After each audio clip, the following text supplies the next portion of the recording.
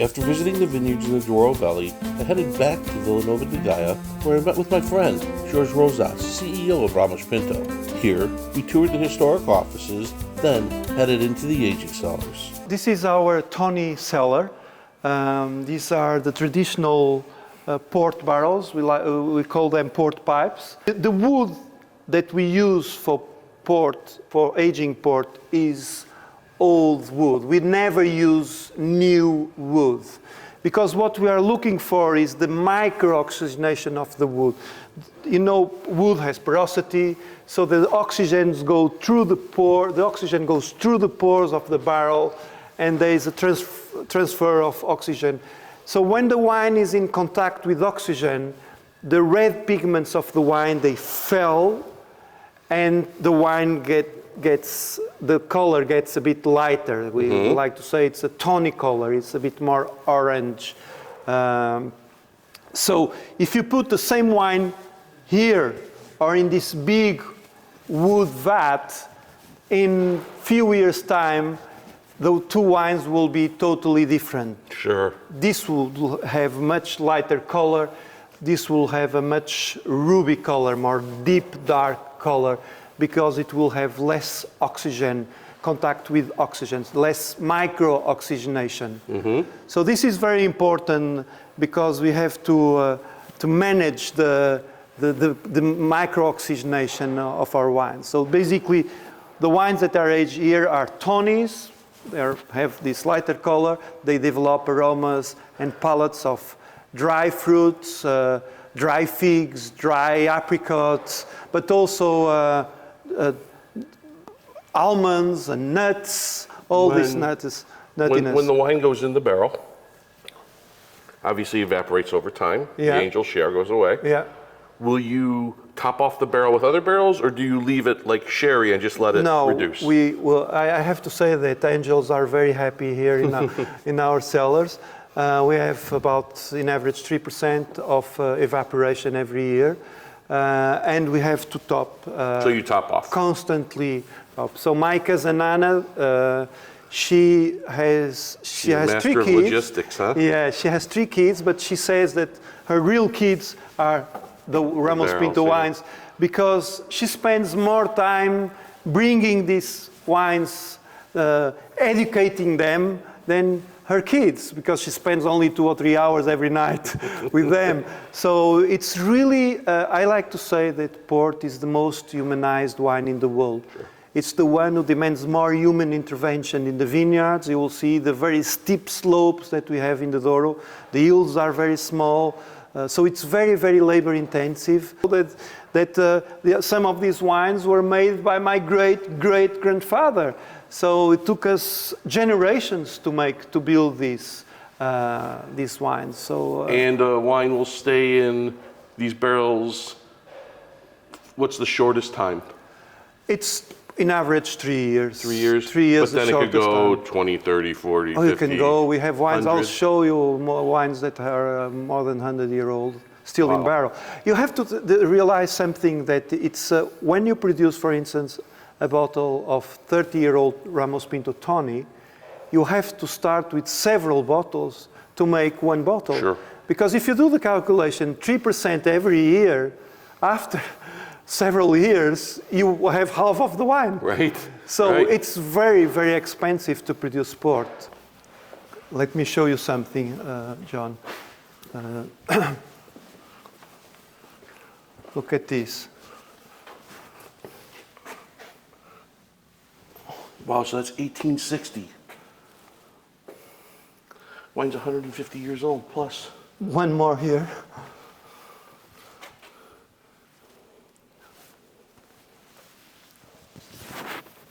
And 1924. Wow, 100 years old, that wine, 99. And this one, I can't see it, but this one is 1900. Let's go to the tasting room. Okay. Because the other guy... Always good to go to the tasting room. Yeah. So we have prepared here 2 flights, basically our range of ports.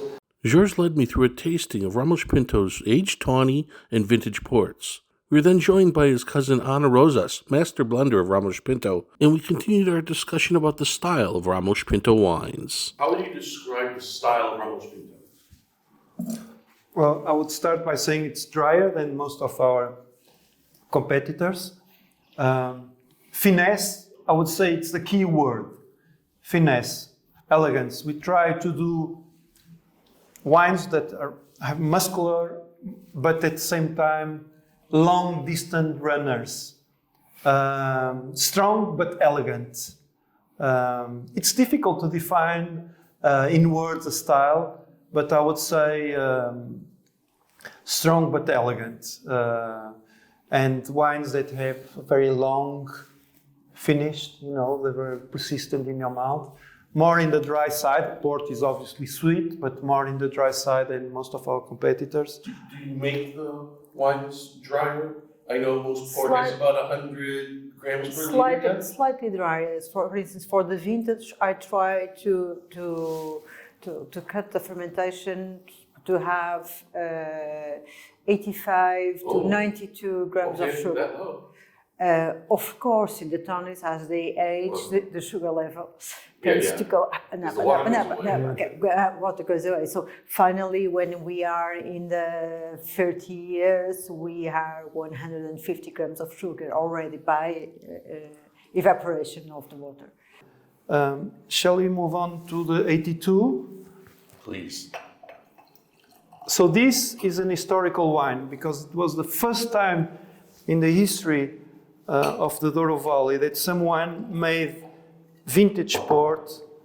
We have decided the blend and not nature, because this was the first vintage port where we decided it will have this proportion of Touriga Nacional, this proportion of Roriz, this proportion of Barroca. As opposed to just the field as opposed to the field blend where it was nature who decided the blend and not humans.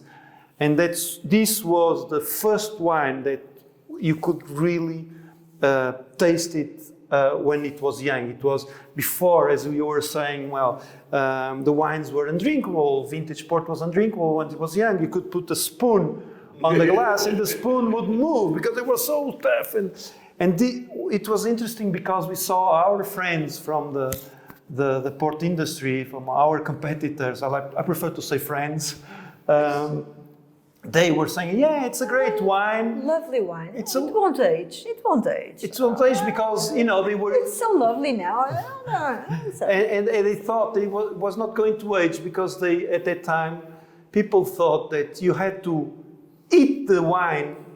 Because if you couldn't eat the wine, it won't age. You know, because you have to have a massive amount of tannins, even if it was not the right and ripe tannins. You have to have a lot of tannins, and it was a wrong idea. You have to have a lot of tannins, but the right kind of tannins. And this was, again, this was a mark. This was a new page in the history of, and so we are very proud of this wine because it now many other port producers are doing this style of vintage port. So we did this set of the wines that have a ruby color. Now we are changing to the tawny family. As you can see, the colors are totally different.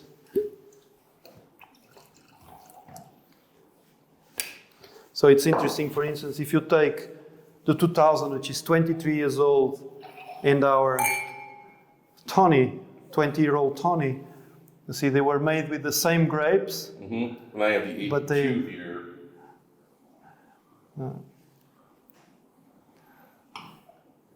Two totally different colors. Made with the same grapes from basically the same vineyards, but aged in different systems with different. At what point do you decide this is tawny, this is ruby? So, or is it done before harvest even? No, we have vineyards. We always know that particular vineyard is going to be top. So it's going to be vintage LBV, and we do a kind of issues in the lagar to take some wine in the middle of the fermentation, so to concentrate more for vintage and to have the same potential, but at the same time elegance, and to age for tawny. So for top wines, all of them are done in the lagar, vintage LBVs and aged tawnies. And the rest, normally, it's what we decide of the vineyard, okay, and then they go into a cuve with a thing to put on the mark. Mechanical robot. And normally, we prefer some of them slightly drier and more fruity, and some with more extraction to be tawnies or rubies, but really, it's after vintage during tasting. Normally, on the first year after vintage, the big thing for common rubies, ruby reservas, tawny reservas, so those kind of wines which are made in cuves, we decided along the year after the vintage. We'd have taken from the lagar 2,000 liters for aging for 20 years, and then if you know, in fact, this is going to be in the blends of the vintage, because even if we take it a little bit early, so it's not so concentrated in color, it has a freshener and the quality which I think could be in the blend of the vintage. So it's mainly work your palate. Sure. And of course, we have to blend a lot of things just after vintage. Sometimes we make mistakes, sometimes we don't, but what we have blended, we can reblend. So it's one of the tough things, it's blending in the vintage, because the wines are really not very nice for drinking, because after you stop the fermentation, everything is unbalanced. You have sugar in one way, tannins in the other, alcohol, acidity, and you have to really be concentrated, have some experiences to say, this is going, yes, it's going this way, we're going to blend with this, because we don't have thousands of cuves to have. So that brandy really 6, 7, yes. makes it a challenge. Yes, in the beginning, just after being branded, at the brandy, they are tough wines. It's like riding a wild horse. Really tough wines, because they are unbalanced. They need to time, and you have to notice we're going to add between 18, maximum 20% of brandy, which is white or like water in the lagar. So the color in the first moment is going to shut down, waters everything down, and then with time they're going to. It's even better because it has more potential of aging and everything. But on the first moment when we have to do the first blends, it's quite difficult. Sure. It's one of the most difficult decisions, because if you had the bad decision, it is done. It's done, right? No way of undoing it. So we're on this 10-year tawny now, and I get that nuttiness, that baking spice, mostly like nuts, like skins of nuts. Yeah, and there's also, I think, caramel, and well, actually, this wine is also a single quinta. It's a Erva Moira, so it comes exactly from the same place as the 2020. This is pretty unique to have 10-year-old tawny, single quinta. Aged tawnies. And is this available in the States? It is, yeah, of course, yeah. It's available in almost 100 countries in the world. Right. So the single quinta. The single quinta 10-year-old tawny. Actually, Ramos Pinto is very famous for its aged tawnies. Right. We are considered by many as being, well, don't like to seem pretentious, the best, but among the very best tawny producers. Here, Anna, we like to say that this wooden structure, we like to call it the piano. So every half bottle that you see here is a wine, represents a wine that we have in our cellar. So Anna, when she wants to make a 20-year-old tawny, for instance, she plays the piano. She takes a bit of this, a bit of that, a bit of that. And it's very difficult, because with different keys, with different wines, with different vintages, because every vintage is different from the other, you have to always do the same color, the same aroma, and the same palette. So it's an extremely difficult exercise. And we are able to do this because we really have these very old wines that gives us consistency in the style. So your goal then is every year you make a 10-year, 20-year, 30-year tawny. You want it to be consistently the same, like a kind of like a non-vintage champagne. So with different wines, we have to do exactly not exactly the same because they are not right, and they are different from the blenders and everything, but they have to be recognized as a 20 years Ramos Pinto now, as it was 20 years ago or 30 years ago, and that will be in the next 30 years or 40 years. So besides blending the commercial wine, we're going to put on that here, we have to be extra careful on the controlling of the stock, because we have to prepare wines, young wines, are going to age to, in 20 years, 30 years, 40 years, achieve the same quality and the same type of wine, because they are different, different vintage, we have more heat and drought and everything else, but the stock has to be stable, and we have to always see in a very long time. Yes, it's like champagne, but champagne, it's short, 18 years old, okay? This is 100 years old. We currently work with wines still in barrel of 100 years old, 1924, more than that, small quantities. And we have to prepare wines from the 50s and the 60s for the next generation use as a bonificateur, so like salt and pepper on the final blend, to have the same thing. So even more important that precise blend we do this year is a long vision and controlling your stock and prepare a stock for the next generations. So we irritate the stock, I irritate the stock and have to give it for my successor and his successor exactly the same quality and type of stock that I had in the beginning. The 20 years, 30 years, 10 years, that means it's the average age of all of the wines throughout the it's an average age. It's a style. It's more a style. We always have to do the average age first, because if we need, we have to prove it before the Port Wine Institute, we say rarely, and then for contable reasons, okay? But the thing. But we always know exactly the age. But then, for instance, for question of color, even then, we have to age a little more the 10 years than it was supposed. Normally, our 10 years, the average age is around 12. But it's completely different from the 20. So it has a style of 20. The other two are straight in the 20 and the 30, but because they are, mainly this one is from Bom Retiro and Douro Superior, not 100% from Bom Retiro, but 80% from Bom Retiro, and then some from some vineyards. You used to buy grapes near Bom Retiro, so it's a very traditional port style 20 years. All the finesse, all the elegance, all the orange blossom and everything. So it's really different.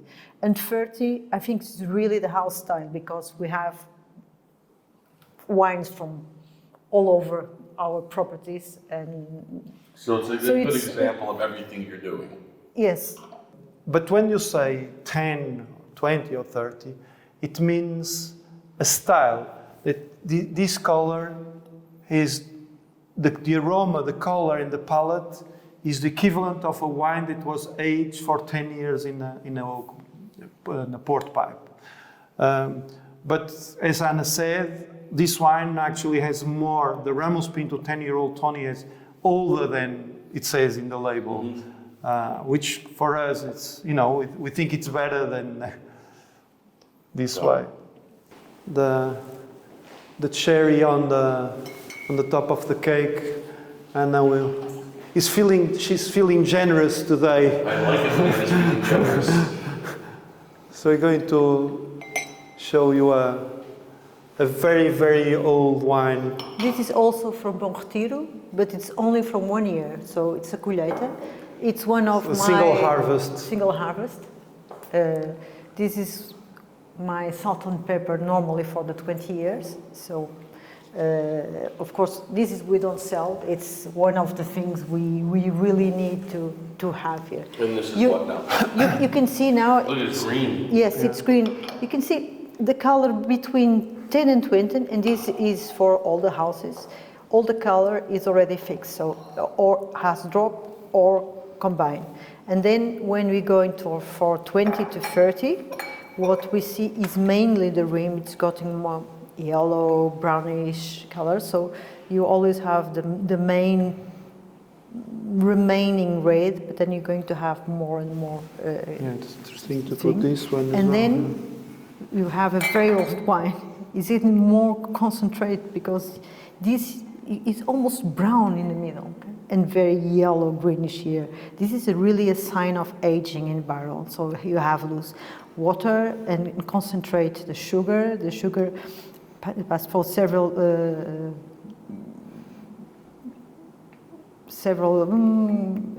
Portuguese. Mesmo em português está-me a falhar. Equation and not equations, several reactions, mainly the Maillard reaction. So the sugar caramelized, so the caramel, the toffee flavor you have in the very old ones is a natural one. It's the way how sugar, with aging and losing water, is going to transform. And so this is what is this wine? You haven't told me yet. 1924 colheita. Quinta do Bom Retiro. So a single quinta, single harvest, with 101-year-old, well, 99-year-old. Wow. 99-year-old wine. This is the oldest wine I've ever tasted. These are very rare wines. Not many people in the planet have tasted. Yeah. It's the oldest wine I've ever tasted.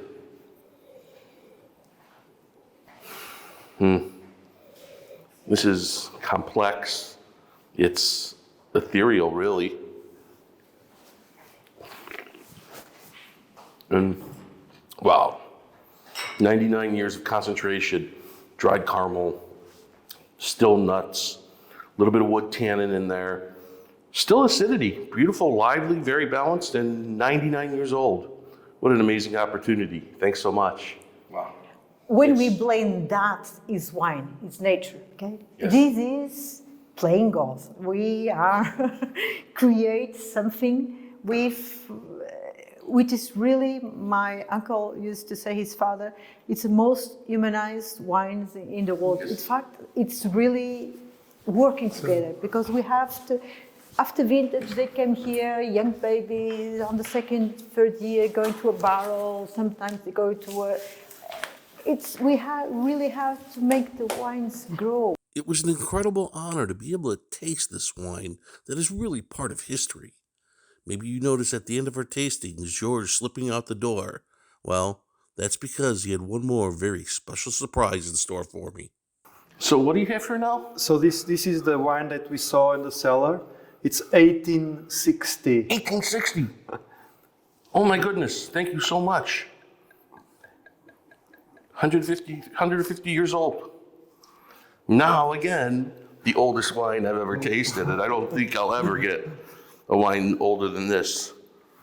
Again, you got that color that's still a little green and concentrated brown, 150 years of age. Now we're getting earthy. The aromas are earthy now. There's a little bit of mushroominess almost to it.